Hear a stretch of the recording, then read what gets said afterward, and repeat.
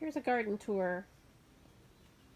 It is, I guess, what's today? May, the end of May.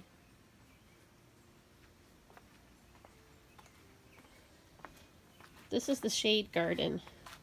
This is all the stuff that I'm trying to grow in the shade. Some is working, some's not working. It's a process, I guess. The hosta likes it over here. And not much going on there. They're all kind of dying. Planted some tomatoes at the entrance of the downstairs. There's my water barrel and bench. So it's a nice little entryway. I'm going to make it nicer eventually. Come to the top of the stairs and there's the garden. Okay, so this is the garden. It is full swing. This is some Swiss chard. I let it go to seed because I thought that I was going to get flowers or something out of it, but it did not give me flowers. Instead, it gave me seed pods, but I don't think they're very pretty. So I'm probably going to take that out in the next week or so. I chopped down all of the lettuce.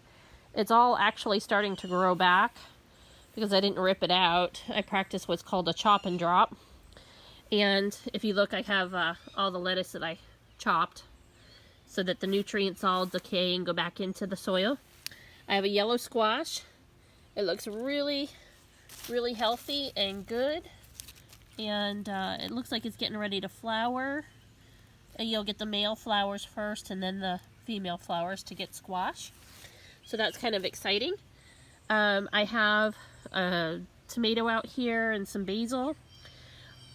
One of the things that I love are these red lettuce. I planted them last year and they made it through the winter and they grew back. I never would have expected that they would have grown back. But I think they're so pretty. They just show really well. And they look like little mini red Christmas trees almost. And I love all the color that's in them. So I've left it just because I've enjoyed looking at them. And then I have onion out here. I have what's called Max's bed. And this is where, when Max passed away last year, we buried him there underneath the bird bath. And in here we have I have some borage. I have sunflowers, zinnias. I have some zinnias in bloom already, some lavender, some sage. If you look, the sunflowers are peeking up over the back of the bird bath. I can't wait to see those as they fill out back here. And I have yarrow. Yarrow's in here too. So that's Max's bed. So he should show really pretty this year.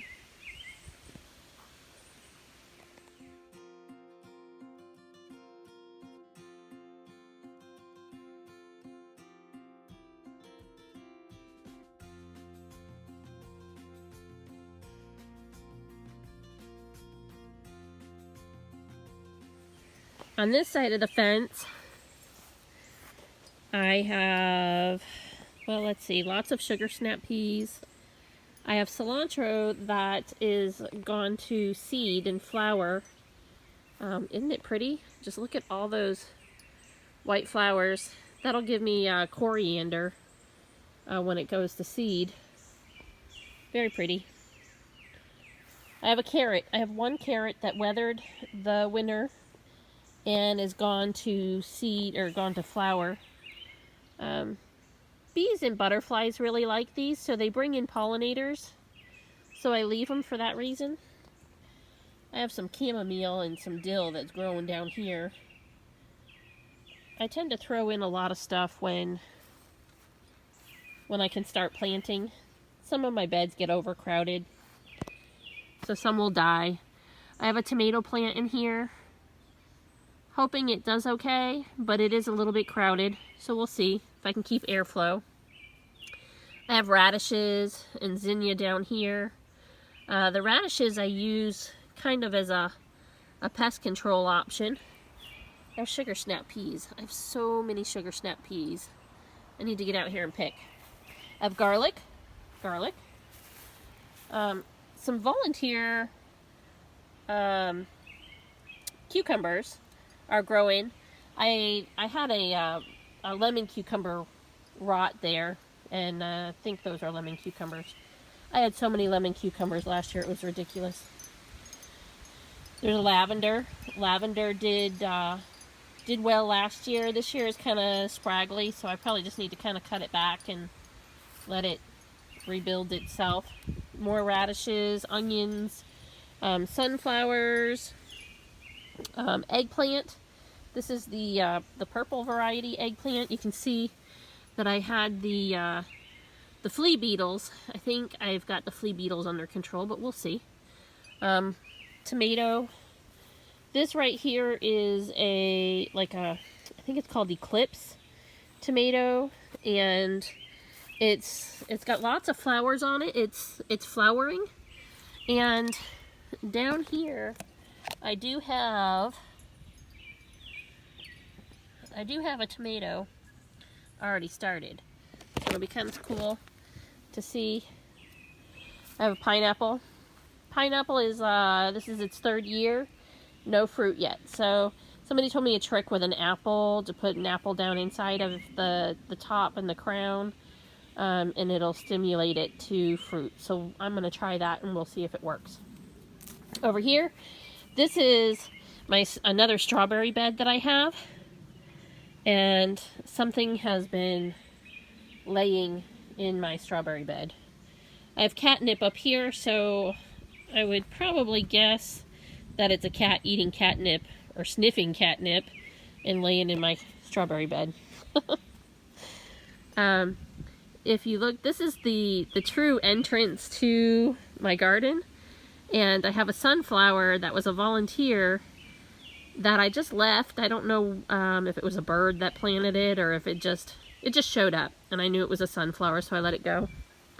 It'll be fun to watch that open. It is the tallest of all of my sunflowers. Here's another tomato variety. This one is a white tomato. I've never grown white tomato, never had white tomato, so I don't know if it's any good. We'll find out. Walking through. On this side, I have a zinnia. Oh, I have a tomato plant that fell down. I'm going to have to tie that up. I have cucumbers and peppers growing right here. Another tomato. This one, I can't remember what variety it is. I think it's a Bonnie Best variety. There's some basil underneath. Some chives and more onions are over here. There's a sunflower in the back there too. On this side we have some zinnias. We have a zinnia getting ready to pop open there. This is the back side of the tomatoes. I have peppermint. Peppermint is supposed to help with pest control. I do a chop and drop. It's in a pot, so to maintain control of the peppermint, otherwise it'll take over the whole garden bed. Then there's zinnias. There's another volunteer cucumber growing really well. I think it's a lemon cucumber. Here's the white eggplant. Again, flea beetles got a hold of it, but hopefully it'll still be okay. Sunflower from this side. This is amaranth, and this is a trap plant that I use. It helps with the cucumber beetles really like it, so they land on it and they eat away. You can see some of them there. I don't know if it's blurry. It looks blurry to me, but I don't have my glasses on, so. But you can see all the lace from all the stuff the cucumber beetles have done. Then I have some kale. The cabbage worms have really taken a toll on my brassicas. haven't been able to keep up with it.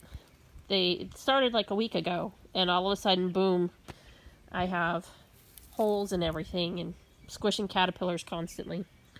Another sunflower, it was a volunteer again, and I left it, and I'm going to let it grow up through the trellis. I think it'll look cool. I have over here, this is the side where the sugar snap peas are actually planted, and so they're feeding up through there. I have a beet that, a lone rider, it's the only one. I have another peppermint down here. Again, it's in a pot, so I keep it in check. There's a cucumber down there. I'm hoping that when the, let's see, can I see it? Yeah, there it is. I'm hoping when I take all the sugar snap peas down that I can feed it up through there, but I don't know, we'll see. Here's a spinach. It went to seed. Again, it didn't give me flowers like I hoped. I didn't know what to expect, but I took down all the other spinach that I had over here and left this one because I'm going to collect seeds off of it. It was a Baker Creek heirloom, so I like the variety. We'll collect the seeds and it'll be there for next year. I have another cucumber here. I've got it feeding through the fence so that it can use the fence as a trellis. Here's my brassicas.